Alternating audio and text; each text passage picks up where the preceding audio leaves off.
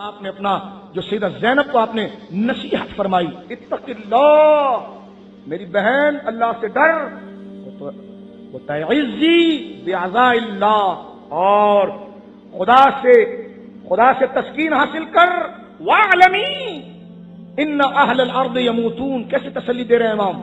فرمایا ابھی دیکھو بہن، گھبرانا نہیں، رونا نہیں، تسلی دے رہے ہیں۔ یہ اس وقت تسلی دے رہے ہیں جب علی اکبر شہید ہو چکے ہیں۔ وہ امی خیر منی، میری ماں بھی ہم سے بزرگ تھی، وہ اخی خیر منی، میرا بھائی حسن بھی مجھ سے بزرگ تھا، ولی ولکم ولکل مسلم برسول اللہ اسوہ، لہذا میری بہن یہ یاد رکھنا، ہمارے لیے انہوں نے بھی اپنے لیے اور میں نے بھی اپنے لیے اور تو نے بھی اپنے، جس ذات کو نمونہ بنانا ہے وہ رسول کریم کی ذات گرامی ہے۔ آگے فرمایا یا اے میری لاڈلی بہن، اقسم علیک، میں تجھے قسم دیتا ہوں، فابرئ قسمی، اور میری قسم تو پورا کرے گی۔ رو کر انہوں نے کہا کیا؟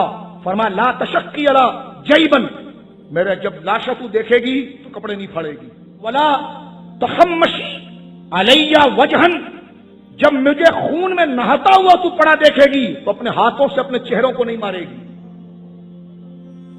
کیا بات ہے، نصیحت شیر ان کو کہتے ہیں، سب پتا ہے سامنے کیا ہونا ہے، لیکن درس دے رہے ہیں کہ ہم آل محمد ہیں، صبر ہمارا صبر۔ مولا علی نے کل فرمایا تھا کہ گھبراہٹ کی پریشانی سے صبر کی پریشانی بہتر ہے۔ فرمایا چہرے پر نہیں مارے گی، ولا تدعی علی بالویل والصبور انا انا حلقت، فرمایا نہ منہ پیٹنا نہ کپڑے پھاڑنا، اگر تو نے مجھے مرتا ہوا دیکھا، میری لاش کو تو نے دیکھا میری بہن، تو تو اپنے کپڑے نہ پھاڑنا، چہرے پر ہاتھ نہ مارنا، میں تجھے یہ وصیت کرتا ہوں۔ اللہ حضرت امام علی مقام رضی اللہ تعالی عنہ میدان کارزار میں تشریف لائے۔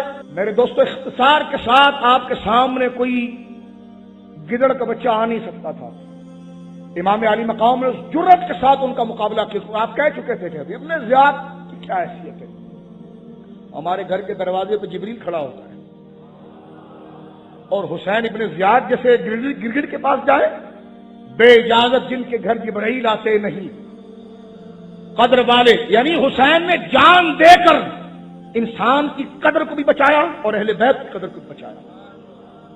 اس لیے آپ نے فرمایا کہ عزت کی موت ذلت کی لمبی زندگی سے میرے لیے بہتر ہے۔ آپ نے بہت زبردست قسم کا وہاں پر مظاہرہ فرمایا، اور یہ ذکر کیا جاتا ہے، اللہ اکبر۔